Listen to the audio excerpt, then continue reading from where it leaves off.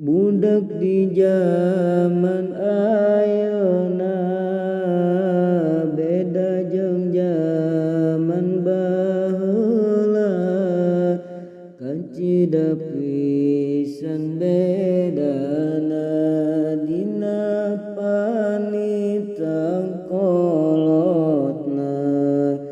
Komo geus nyoo HP-na, budak ngadadak torekna, fokus kana maen gamena, FB WA jeung IG-na.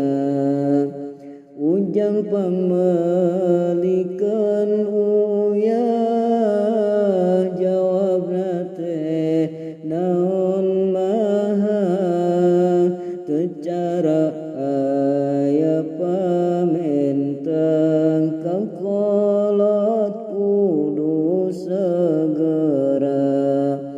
Ning pangmelikeun pecin, jawab emma abdi isin, kana cinta mah meuni bucin, dititang kolot mah isin.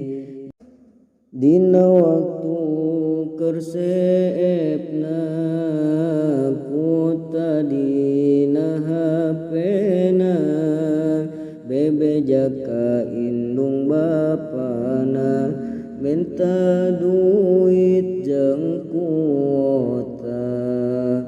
Komo budak masih leutik, ka indung bapana cerik, minta kuota jeung HP-na, nonton YouTube jeung TikTok-na.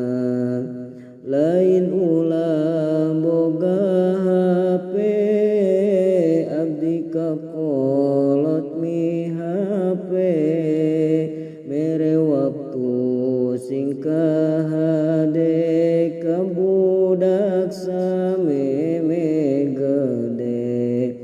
Mumpung leutik diemutan, kana sholat sing daekan, kana ngaji papatan.